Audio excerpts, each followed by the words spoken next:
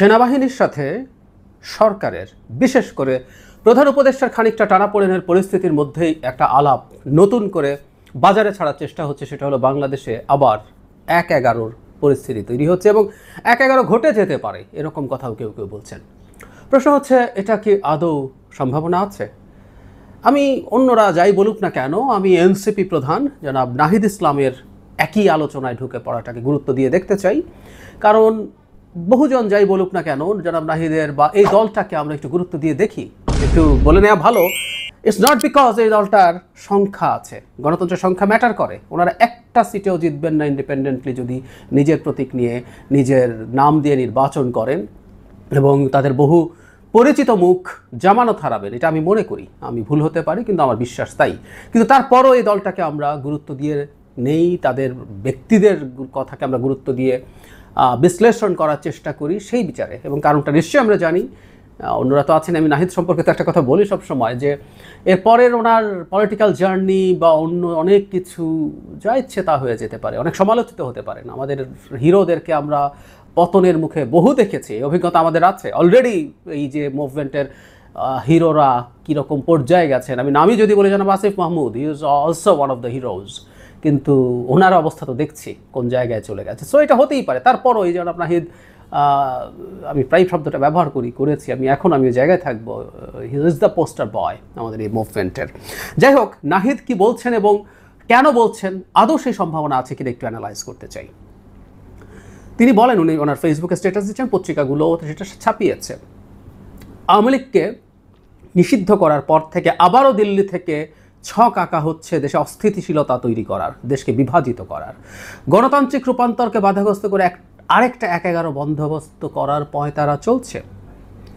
ফ্যাসিবাদ ও আধিপত্যবাদের বিরুদ্ধে দেশপ্রেমিক বাংলাদেশপন্থী ও ধর্মপ্রাণ ছাত্র জনতাকে সার্বভৌমত্ব সংস্কার ও জুলাই অভ্যুত্থানের পক্ষে ঐক্যবদ্ধ থাকতে হবে। দেশপ্রেমিক সেনা অফিসার ও সৈনিকদের সার্বভৌমত্ব ও বাংলাদেশ রক্ষায় প্রস্তুত থাকতে হবে তিনি বলেন। আর কিছু কথাবার্তা আছে। ডক্টর ইউনূসকে ক্ষমতায় থাকতে বলছেন তিনি, সব ঠিকঠাক আছে। কিন্তু এখানে আমি ১-১১ মূল আলোচনার বিষয়, এই জায়গাটা একটু খেয়াল করি। ফ্যাসিবাদ ও আধিপত্যবাদের বিরুদ্ধে দেশপ্রেমিক বাংলাদেশপন্থী ও ধর্মপ্রাণ ছাত্র জনতাকে, মানে দেশপ্রেমিক বা বাংলাদেশপন্থী বললে ধর্মপ্রাণ বোঝায় নাকি? আলাদা করে ধর্মপ্রাণ যুক্ত করা হচ্ছে। রাজনীতিটা আমরা আশা করি ধারণা করতে পারছি। একটু বলে নেই, তাদের জনসভায় লোকজন হয় না এখন আর, এবং যেহেতু দৃশ্যত জামায়াতে ইসলামীর সাথে তাদের এক ধরনের চরম মতদ্বৈততা বা ঝগড়াঝাটি তৈরি হয়েছে, at least for the time being জামায়াতও তাদেরকে আর ওই অর্থে সাপোর্ট করছেন না। নির্বাচন কমিশনের সামনে বিক্ষোভ দেখাতে যাওয়ার পর তাদের সেই বোধ হয়েছে। এখন তারা সম্ভবত চাইছেন এই ইসলামিস্ট ফোর্সটা, যারা ঠিক রাজনৈতিক নন, এই ধরনের কিছু ফোর্সও আছে কিন্তু রাজনৈতিক দল নন, অবশ্যই রাজনৈতিক ফোর্স, কিন্তু তাদের রাজনৈতিক অবস্থান আছে। সেই অবস্থান অনুযায়ী তারা যেহেতু কাজ করেন, তারা তাদেরকে কাছে টানতে চাইছেন।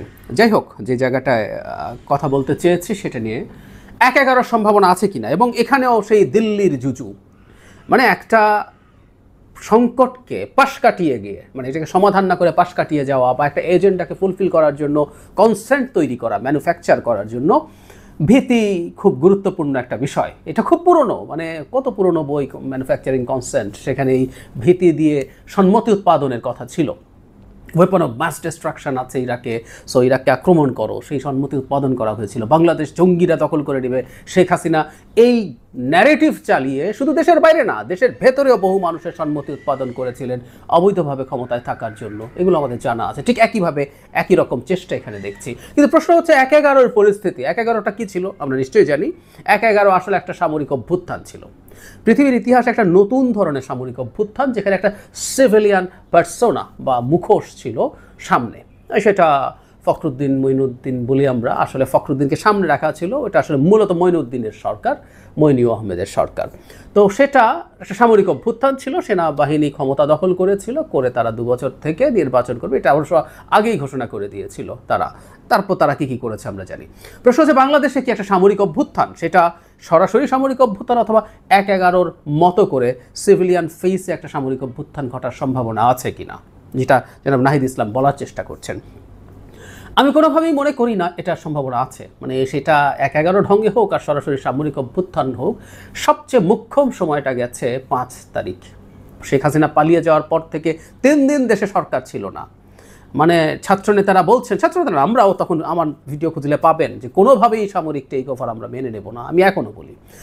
কিন্তু যদি তারা নিয়ে নিতেন আমরা প্রতিবাদও করতাম, কিন্তু মেজরিটি অফ দ্য পিপল আমি বিশ্বাস করি, কারণ জনগণ বলতে তো আসলে আমরা যারা সোশ্যাল মিডিয়ায় কথা বলি, আমরা কোথাও লিখি টিখি, যাদের সোশ্যাল ক্যাপিটাল আছে তারা আমাদেরকেই বুঝি, আমরা বাদ দিয়ে দেই আর অসংখ্য মানুষকে, সেজন্য আমরা চাপিয়ে দেই জনগণ সংস্কার চায়। এদেশের মেজরিটি জনগণ সংস্কার শব্দটার মানে কি তাই জানে না, খোঁজখবর কি সংস্কার বলতে কী বোঝায়, কি করার চেষ্টা করা হচ্ছে কিচ্ছু জানে না, চাপিয়ে দেই। তো যাই হোক, আমরা বিরোধিতা করলেও দেশের আপামর জনগণ মিলিটারি শাসনকে কর্ডিয়ালি অ্যাকসেপ্ট করতেন বলে মনে হয়, সরাসরি মিলিটারি শাসন, মানে জনাব ওয়াকারুজ্জামান যদি সামরিক শাসক হিসাবে আবির্ভূত হতেন জনগণ সেটা মেনে নিত। তো সেই সময় করেন নাই, এখন একটা ঘোলাটে পরিস্থিতি করে করবেন।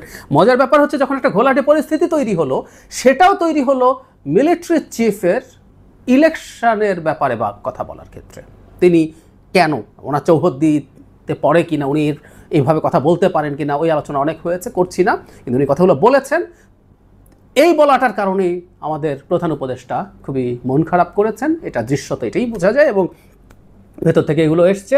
তো উনি তো ইলেকশনের কথা বলছেন এখনও, উনি এখনও বলছেন না যে উনি ক্ষমতা দখল করবেন বা সরকারকে শুধু সমালোচনাই করে যাচ্ছেন। একসময় এই সব ধরনের ঘটার আগে তীব্র সমালোচনা জারি রাখেন সেনা প্রধানরা, এইসব ইতিহাস আমাদের দেশেই আছে, কিন্তু উনি সেসব কিছু করেন নাই। উনি কোনো দেশ পরিচালনার হিস্সা চান নাই, বরং জনাব ওয়াকারুজ্জামান ডিসেম্বরের মধ্যে নির্বাচন চান, কারণ তিনি তার বাহিনী নিয়ে ব্যারাকে ফিরে যেতে চান।